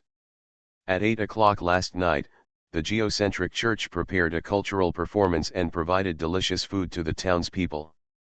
Because everyone was sleeping soundly, no one enjoyed the food and it is now in the kitchen. It's cold, so it shouldn't go bad overnight. And as long as you don't eat eggs, it shouldn't be a big problem. Slurp, slurp. Hunch and hum. Isabella once again contributed a gluttonous eating performance. Her stomach seemed to be a bottomless pit. She refused the table manners of the maids serving dishes one by one and went directly into the kitchen to eat and drink. At first, She couldn't eat alone and needed the maids to help feed her until she recovered some of her strength and ate happily. Wayne was amazed and found that Isabella's pointed chin gradually became baby fat while she was eating. He guessed that her body shape was related to some special magic. He didn't ask too much. He politely held a cup of black tea and chatted with Isabella. He was very curious about what happened in Enrod Town. It stands to reason that Isabella was on a secret mission and had strict confidentiality regulations, but she still told the whole story as much as possible, omitting only a small part of the plot such as the Lord of the Void and divine arts. Ignorance is bliss, desire is terrible. Wayne shouldn't know this now. Wayne didn't say anything about the statue of the Lord of the Void, but only said that he was visited by the geocentric believers and eliminated them with the help of the housekeeper and the maid. Isabella nodded, and after eating half full, her weight was already slightly fat. She walked and ate the cold roast chicken, and found 5 colleagues who had run out of magic power and fell into a coma. As expected, she saw the shoe prints on the face of one of them. Isabella was silent for a moment, tore off a chicken leg and stuffed it into her mouth, and said vaguely, "Wayne, these are my colleagues, you'd better wipe off the footprints, otherwise it will be difficult for me to help you explain." "Ms. Isabella, you misunderstood. The footprints were stepped on by the believers of the Earth Center Church, and have nothing to do with Master Wayne." The butler came out to explain that the maids could testify that Wayne had been with them and had an alibi. "Yes, the butler can testify for me," Wayne nodded. Without any evidence, he advised Isabella not to talk nonsense. Isabella didn't say anything. At that time, the town was in a coma. Where did the believers step on the black feet? There were only Wayne's group. Seeing Isabella's firm attitude, Wayne asked the butler not to explain any more. It was just a shoe print, harmless, and he didn't mind taking the blame. FLA praised Wayne's gentlemanly behavior again, and said that he was broad-minded and tolerant, and took out a handkerchief to wipe off the shoe prints. The two of them sang in unison, just like the real thing. Isabella rolled her eyes. She was too lazy to care about the master and servant. She let Wayne go first before waking up the 5 colleagues. "The high priest doesn't want anyone to know that you are her student for the time being. The fewer people who know, the better. In front of outsiders, don't regard yourself as her student," Isabella reminded. "Has the trouble with Lendon not been resolved yet?" Wayne nodded. The follow-up affairs of the geocentric church were taken over by the natural church. He was happy to relax and said goodbye to Isabella and left. "Wait a minute." Wayne turned his head, curious about what Isabella had to say. "Thank you," Isabella nodded. The chocolate was delicious. "It's just a small favor." "You're welcome." Although Wayne didn't know what Isabella was thanking him for, it didn't matter. Before leaving, he politely replied and asked Isabella to come to the villa for dinner when she was free. Slurp. Huff huff. "So, you really came to eat?" That night, Wayne looked at Isabella in silence as she appeared at the table. He said something out of politeness and went straight to the table to eat. Is this considered low EQ or high IQ? Wayne put down his cutlery. Just by looking at Isabella's eating, he felt full. He said bluntly, "Isabella, how are you going to deal with the geocentric church? How are you going to explain it to the townspeople? As far as I know, ordinary people and magic are in 2 different worlds.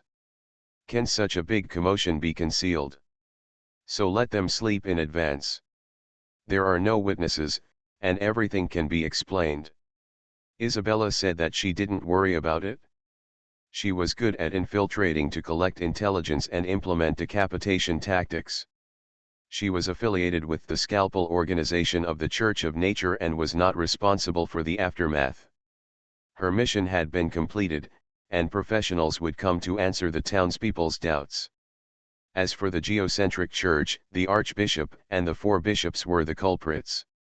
When they died, they were nailed to the pillar of shame and recorded in the file. After that, they would not be held accountable. The rest of the believers were interrogated by professionals, scored according to their online thinking and rationality, and handled in batches and grades. The believers who had recently joined the geocentric church could be saved. A simple magic psychological counseling was enough. If it didn't work, they would use amnesia. The first batch of believers were not so simple, especially those who learned the magic knowledge of the Earth Core Church and whose minds were polluted. They would be sent to the London Red Leaf Forest Lunatic Asylum for intensive treatment. Red Leaf Forest Lunatic Asylum. Wayne raised his eyebrows, got a new map, and felt that there was a story here. Red Leaf Forest is a place where evil God believers are concentrated. It was jointly established by several churches and has a long history. It was originally the Inquisition of the Heavenly Father Church. In addition to evil God believers, Red Leaf Forest Lunatic Asylum also accommodates insane magicians and provides services to some special people. After several meetings, Isabella had a cold attitude, and this time was no exception, but she talked a lot more. Facing Wayne's questions, as long as they did not involve confidential information, she would answer them. Wayne's scalp tingled when he heard this, and he was tangled up and said, "If you lock up so many dangerous prisoners together instead of killing them directly, aren't you afraid that the prisoners will escape collectively?" "Impossible." Isabella shook her head and said firmly, "The Red Leaf Forest Lunatic Asylum is heavily guarded. Since its establishment, no prisoner has successfully escaped. Your worry is unfounded." Restarting the Myth. Author, Fengchao Huang. Chapter 58. Isabella didn't stay enrolled for too long. One morning, she said goodbye to Wayne. As she said, the fighters only fight and are not responsible for the aftermath. The mess in the town has nothing to do with her. Whatever happens, it doesn't matter if it collapses. She is going back to Paris to report on her work. Wayne politely gave Isabella a farewell hug. The latter has grown well recently. He hugged her with both hands, but didn't touch his fingertips. Before leaving, Isabella and Wayne exchanged a few polite words. If Wayne passes by the Frank Republic one day, he can go to Paris and she will treat him to a big meal as a host. Forget it. In 2 years, you will all raise your hands to welcome the Royal Army to Beijing. Looking for you for dinner is equivalent to going deep into the enemy-occupied area. It's better for you to come and surrender." Wayne nodded and agreed with a smile on the surface, but he swore in his heart that in recent years, there has been chaos and war, and only crazy people would go far away. He would not go to Frank, let alone Paris. If he broke his promise, he would be a hammer. The two detectives also left one after another. Before leaving, Wesley gave Wayne a business card. If Wayne continued to run the detective agency after returning to London, he would be willing to join as an employee. After sending Isabella away, Wayne put all his energy into meditation and study. The space channel was stable, and the 4 elements came to him every moment. The progress bar of life constitution rose steadily. It was not fast, but it was absolutely stable, saving time for meditation to plunder the 4 elements. Praise the Lord of the Void, he really went there when there was something wrong. In comparison, the goddess was just a little prettier, with longer legs, a thinner waist, and a bigger chest. Haha, that's all. Turn off the beauty filter and stand in a row with the Lord of the Void. Who knows who looks better? In the hexagram, Wayne doesn't have to worry about earth, fire, water, wind, and me. It's a matter of time. It will light up within 2 or 3 months. It's not a problem to read more books and learn more basic theories in the remaining time. This is stable. Wayne has no worries, and focuses on attacking his own small goals, letting meditation learn to move on its own. Elemental space is an external force, and the external force will be exhausted sooner or later. Only by being strong can you respond to changes with the same attitude. He hopes that his arsenal will become more and more abundant, and he will have a variety of coping methods when encountering difficulties. Question: how to enrich the arsenal? The answer is simple: use other people's sleeping time to practice. One word: roll. Wayne, today I just want to roll you to death, or be rolled to death by you. Time flies, and it's 3 months later. July 5th, The Grove. Wayne stood there with his eyes closed, breathing slowly, quietly experiencing the changes in the surrounding natural environment. The earth is wise, the wind has memory, nature is not a dead thing, every change is a breath. Calm down and contact nature, sense the life rhythm of nature, the magician's life essence will be harmonious and balanced. Wayne refers to the knowledge in the book, calms down and talks to nature. The earth, fire, water, and wind in the body are balanced, which means that my thinking is becoming more and more tenacious and condensed. Book: calm down, I'm just a metaphor, a metaphor. Wayne did not succeed in talking to nature, but he was sure that what the book said was right. Nature is by no means a dead thing, and the inability to talk is that his thinking is not strong enough, and he has to continue to train. After mastering the trick of multitasking, his meditation has learned to move on his own. He is unwilling to lie flat and set himself a small goal. Learn to talk to nature, let your mind understand nature better, so that magic can play a greater role when prying reality. Wayne vaguely discovered that nature has a strong desire to talk, and is a complete chatterbox. Every time he calmed down, he was eager to find him to express something. Because his thinking was not strong enough, he could not hear the voice of nature for the time being. Don't worry. I will roll for a while, then we can sit down and talk slowly. Wayne took a deep breath, ended today's morning practice course, strolled in the woods, and returned to the big house through the tree-lined path. The woods are green as spring and summer alternate. He flicked his fingers, and the broken flowers at his feet slowly rose up and danced with the wind. You're welcome, I stepped on that foot just now. After 3 months, Wayne was familiar with all the basic magic theories. His memory was very terrible, and he could remember 10 lines at a glance. Later, he asked the teacher Yuja to mail several boxes of magic books from London to make up for the shortcomings of insufficient experience. He was studious, hard-working, talented, and able to endure loneliness, which made his evaluation on Sci-fi's side rise continuously. Every time he called, Sci-fi praised him highly, and Wayne could only smile bitterly. It was a false praise. It had been 3 months, and his life essence had not been fully utilized. It's not that Wayne is not good, it's that he is too good. The 4 elements were drained, causing the elemental space to collapse and collapse. The essence of life was stuck at 95%. He meditated and plundered for 24 hours without interruption, and the progress bar basically did not change. It was very tormenting for people with obsessive-compulsive disorder to neither go up nor down. Wayne told Sci-fi about this situation, and the latter nodded, asking the student to relax, and said that everything was within her expectations. The 3-month limit was too harsh, and he was already very good. Wayne rolled his eyes when he heard it. Sci-fi didn't know about the elemental space, so it was reasonable for her to make a wrong judgment.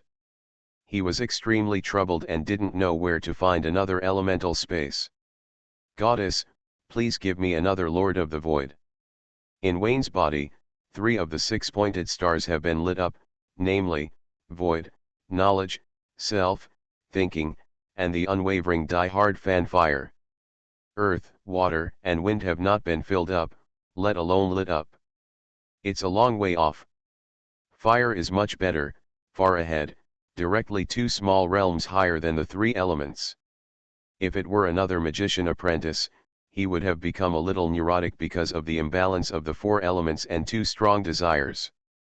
Wayne has a hard time saying it, he is not just talking, he sincerely hopes that the goddess will give him another villain. It can't be an ordinary guy, starting with a legend, mentally confused, and with an elemental space. This kind of villain is hard to come by. Wayne is mentally prepared to endure the hard time, Thinking on the bright side, there are many magicians in London, and the reserves of the four elements must be higher than those in Enroard Town. Maybe he will go back to sleep. Hey, the essence of life will be filled up. At this time, Wayne's magic and thinking have reached the qualified line set by Sci-fi. It is not an exaggeration to say that it is far beyond the limit. The magic of house arrest has long been invalid. He can return to London at any time. But Veronica has been failing to keep up with the times, and his father-in-law's face is not good. It has been 3 months, and it is still soon, right away, and wait and see. This made Wayne's evaluation of his father-in-law plummet. What? I thought you were a big shot, but you didn't settle a small matter in 3 months. Humph, little jerk. Wayne whispered, not daring to be too loud. At this time, the phone rang, and the housekeeper was responsible for conveying and told Wayne a good news. The teacher Yuja called. She had settled the big shot. Wayne could return to London at any time, but don't get in touch with her immediately, enter London quietly, and don't alarm anyone. Not even acquaintances.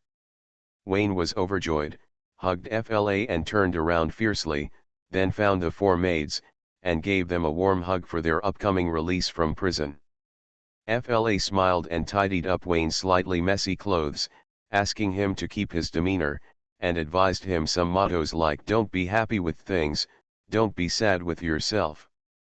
Wayne hugged FLA, patted her on the shoulder, and thanked her for taking care of him for 3 months. He saw some sadness on FLA's face. Although she concealed it well, Wayne knew that FLA's talent was wasted in the villa. Without the master to serve, the butler was very lonely. Mr. Landor rarely came here for vacation, once every 2 or 3 years. FLA could not show his talents, and he must be unwilling in his heart. Wayne patted FLA's shoulder. When I return to London and have the opportunity to meet Mr. Landor, I will say a few good words for you. You are an excellent butler and should not bury your talents here. FLA's face was moved, and after a moment he shook his head. Master Wayne, I am very honored to be recognized by you, but Ms. Megan's talent is far above mine. She is the best butler of the Landau family. Impossible. Absolutely impossible. Wayne didn't believe it. FLA was the unique butler in his mind, the best. Megan or something, it sounds like a vixen with big breasts and long legs. She must have secretly used the promotion device to squeeze FLA. But, where did Veronica find her father? Too obscene.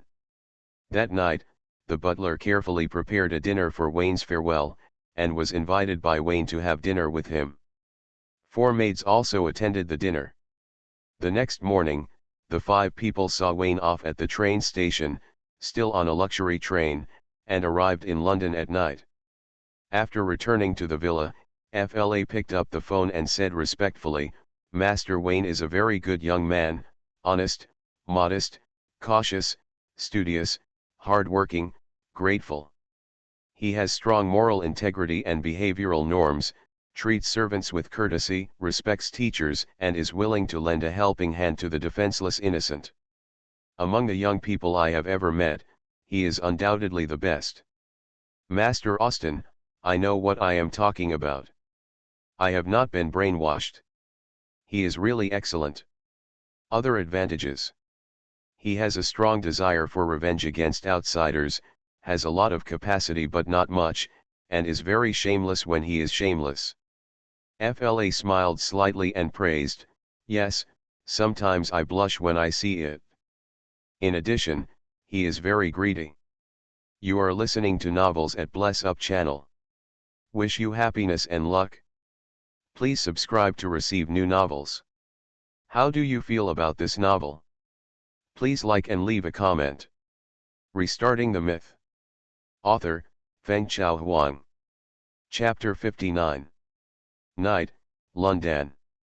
Cathedral train station. The luxury train slowly stopped, passengers got off one after another, and the servants who had been waiting on the platform for a long time boarded the train to carry their master's luggage.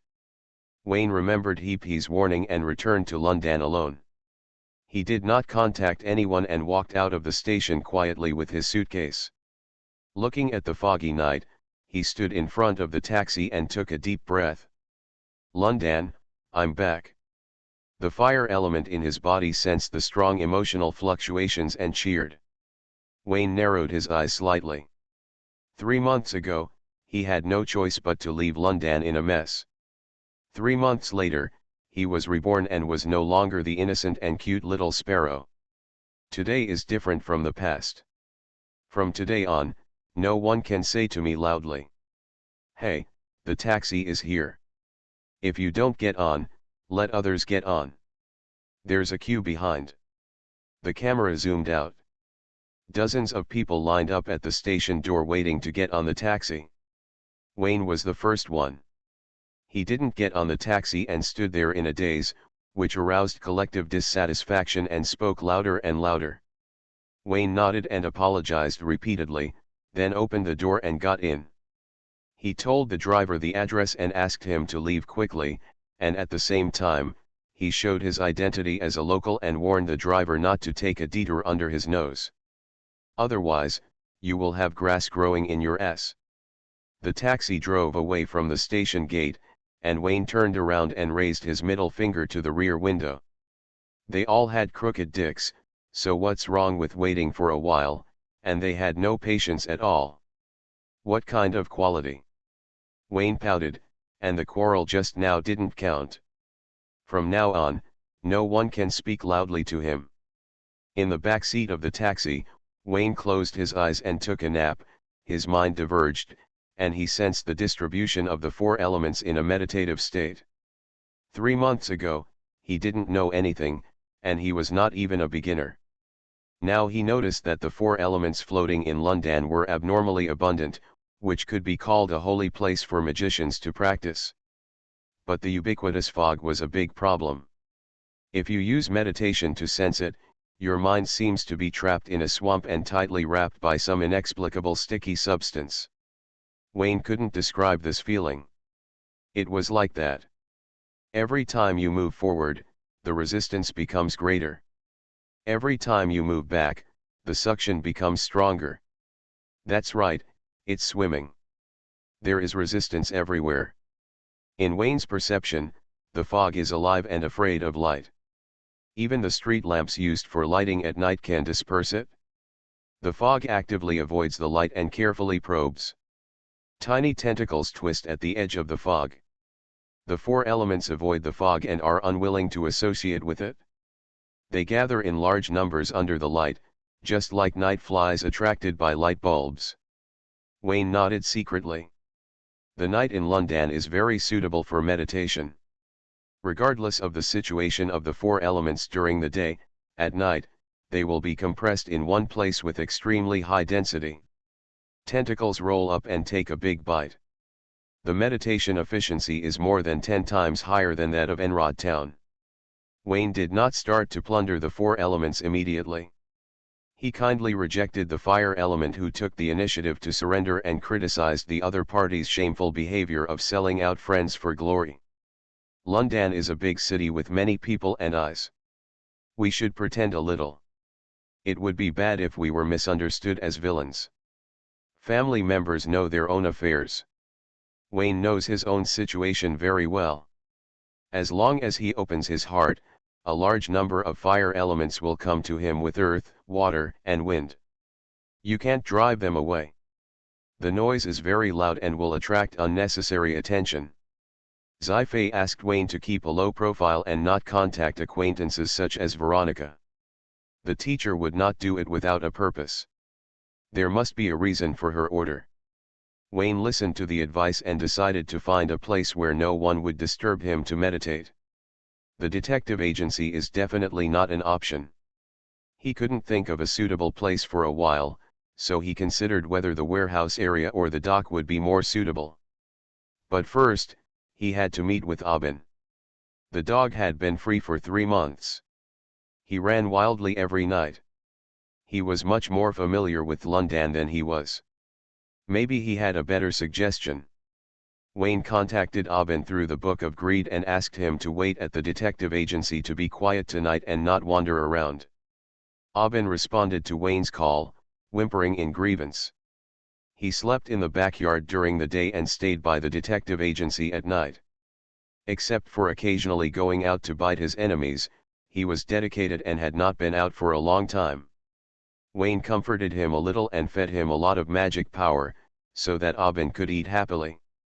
Detective agency. After getting off the car, Wayne looked at his watch. In terms of the length of time, the taxi driver still took a detour. In this materialistic society, there are not many people as honest as me. He sighed, bypassed the detective agency door, and climbed over the wall into the backyard with agility. Aubin wagged his tail and approached. After 3 months of not seeing each other, Wayne was handsome again, and Aubin's body was getting stronger. The fog on the surface of the body was condensed and close to the entity, the muscles were well developed and powerful, and the black fur was shiny and oily. It was no different from an ordinary Doberman. Only under strong light could the spirit body be penetrated and the skeleton could be vaguely seen. Wayne patted the dog's head, gathered a ball of magic in his palm and handed it over. Aubin's tail shook out a residual shadow, stretched out his tongue to lick the magic clean, and continued to lick Wayne's palm with satisfaction. Its body can freely switch between reality and illusion, and the cold tongue licked Wayne and laughed. He raised his hand and rubbed the dog's head, rubbing the soft ears of the spirit body to stand up. Sure enough, Doberman is more handsome with erect ears, and his eyes are much more ferocious. Cutting off the tail is fine, but suppressing the nature of the dog is an evil way. Aubin didn't like the state of his ears being erect, so he leaned his head on Wayne's hand twice, and his ears that were erect drooped. Wayne doesn't force anything, as long as the dog is happy. Aubin, do you know that there are some deserted and secluded places in London? At night, there is no one in a radius of more than 10 miles. Wayne opened the back door of the detective agency and led Aubin in.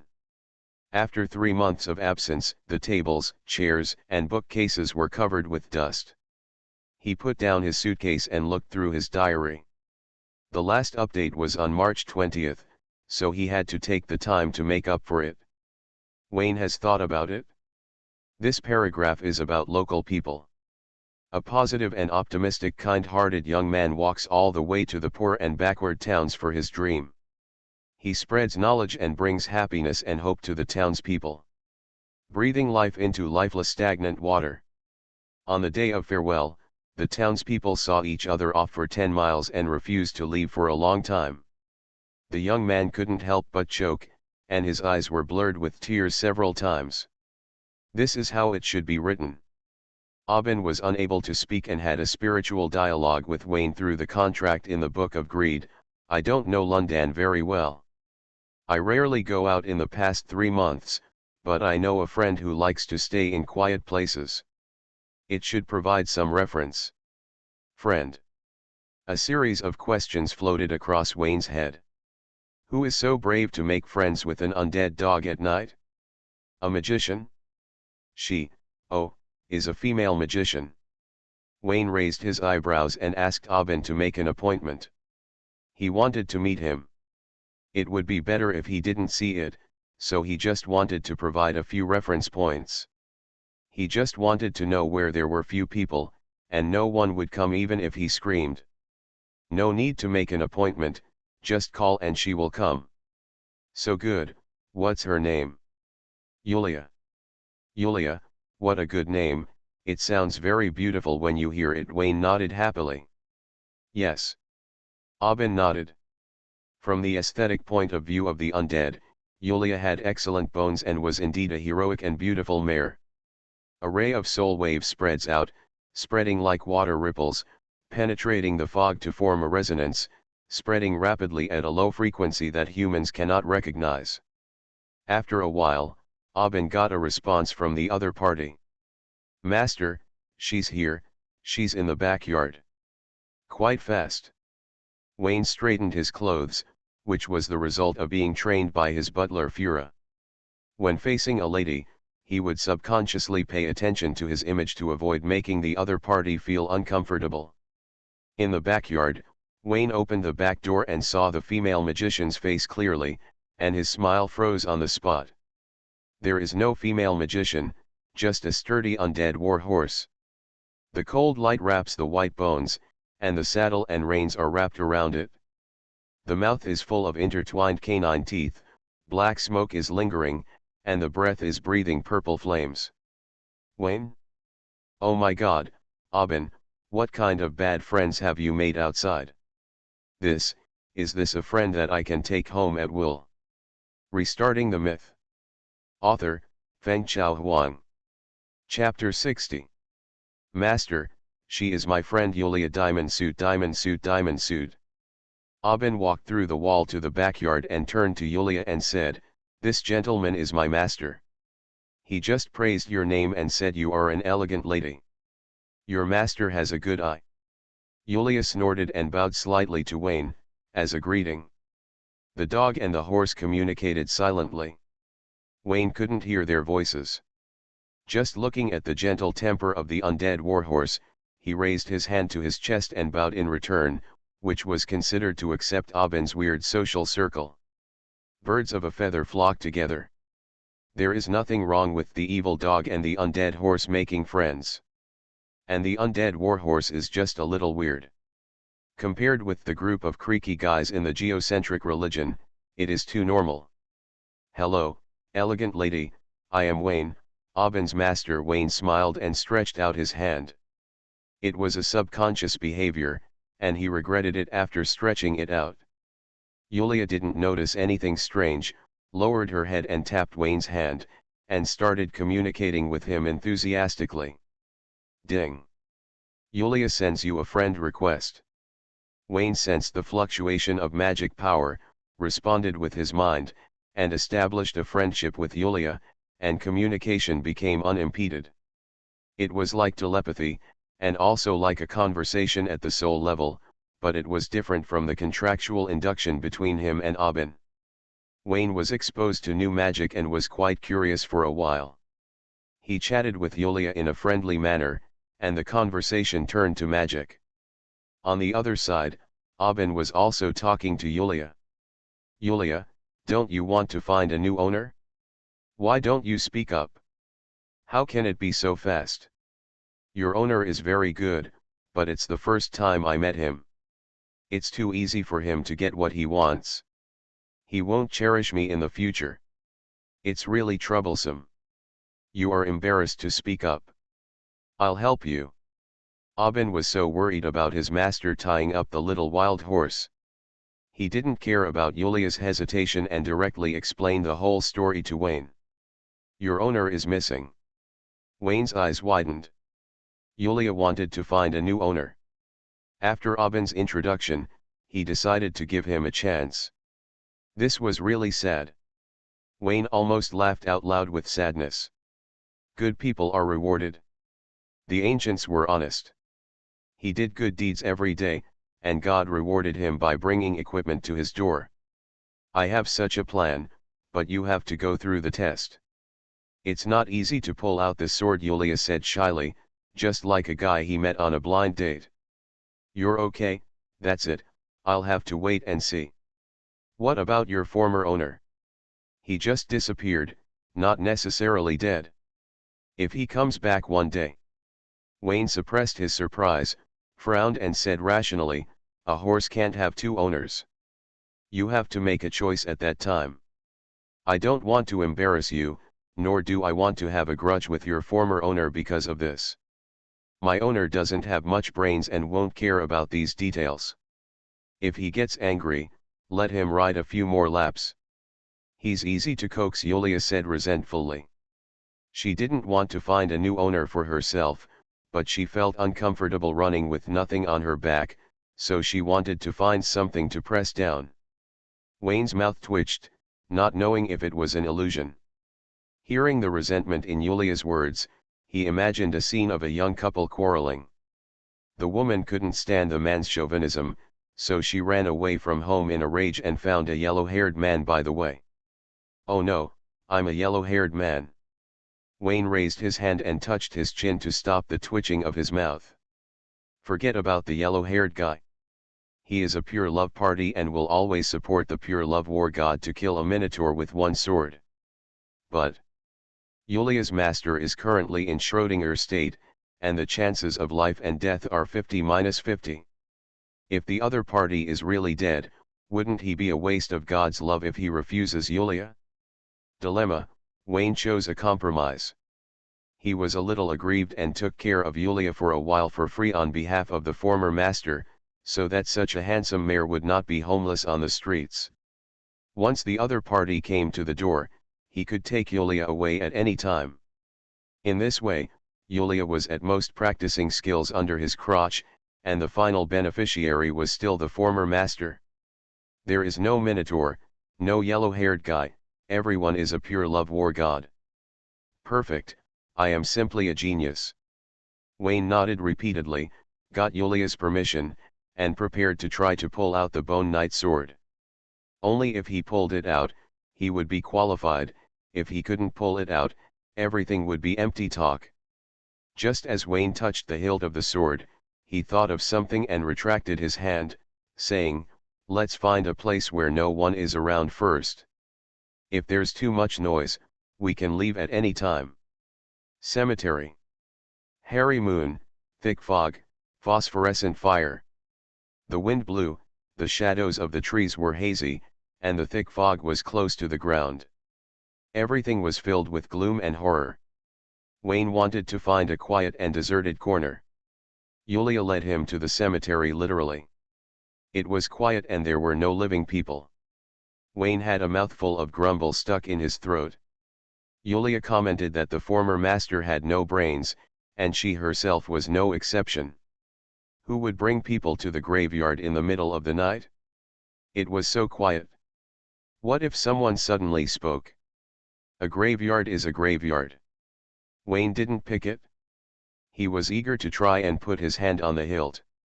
This sword is called Shadow Nightmare. It is the embodiment of nightmare. Only my master can pull it out.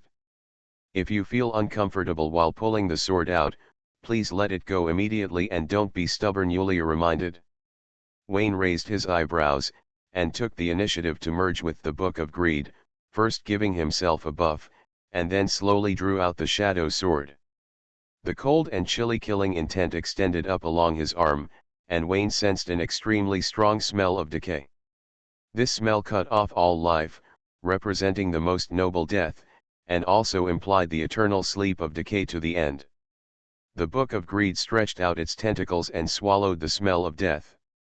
Near the big eyeball, the small eyeball representing death shone brightly, blinking slowly and vividly. Clang! Wayne drew his sword out of the sheath, and a cold light illuminated his eyes. The hilt guard was shaped like white bones, and at the end of the hilt was a skull with a ruby in its mouth. The material of the sword body was unknown, and the metallic light was blurred. Wayne looked at the sword body. It was said to be a shadow nightmare, but it was actually glowing white, reflecting his face like a mirror. In the mirror, his facial features and skin texture disappeared, and the skull's pupils danced with white flames. Wayne was amazed at the peculiarity of the sword, and didn't notice that he had merged with the Book of Greed, staring at death with his big eyes. With the help of the shadow nightmare, the decayed yet eternal power roamed every corner of his body. The gray vortex surged, and Wayne's body turned into bones. The black armor condensed, shoulder armor, chest armor, arm armor, finger guards. A series of dark and hideous armor condensed, covering the torso and limbs. The broken gray cloak slid down from the shoulders, and the skeleton knight with black smoke on the face slowly took shape. Wayne was cold all over, but he didn't feel uncomfortable. On the contrary, his mind was unusually calm, his desires were diluted, and he gained unprecedented calmness. At the end of the bone hilt, the ruby glowed scarlet, and the endless power of death merged into Wayne's skeleton. Holding this long sword, he had inexhaustible power. So strong. Ridiculously strong. For the first time, Wayne felt the power of the divine armor. This kind of power was extremely intuitive and had no side effects. It seemed that the side effects were serious. The skeleton armor was just a layer of skin. Putting down the white bone sword, he was still the righteous young man with blood under his head. Master. Yulia watched the scene with bated breath. Seeing Wayne pull out the white bone knight sword, the shape was exactly the same as her master. She was immediately very excited and knelt down to call Wayne the master. As for the original one, Yulia believed that horses should look up. As a war horse, she couldn't have nothing on her back. She had to carry something. Aubin shook his tail quickly. Sure enough, Master Wayne was unique. Only he could pull out this sword.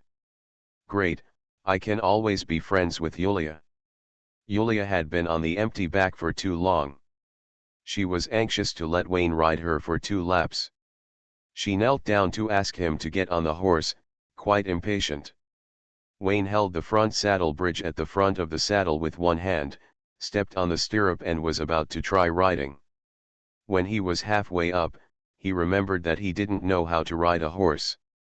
Poor people play with cars, rich people play with watches, and super rich people play with horses. His financial strength does not allow him to have this skill. It would be similar if it was Veronica. She has long legs and has the potential to become an excellent female rider. Master. I can't ride a horse, Wayne uttered slowly, heavy and gloomy. X3. The dogs were silent. It doesn't matter, you can practice. I'll go slower and carry you around the cemetery. You can get the feeling first, Yulia comforted. Yulia is right. No one can ride a horse when they are born, and I can't either. Master can get the feeling first. Riding a horse is just like walking. You will get it after riding for a while, Aubin encouraged. That makes sense.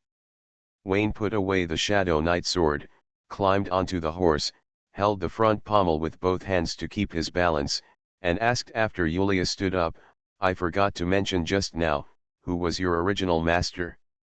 Death Knight. Yulia said proudly, he serves the goddess of death, is the lone knight walking in the world for the goddess, is the creator of the underground tomb, and is worshipped by the death believers. That's enough, stop talking, stop by the tree in front, I want to get off the horse.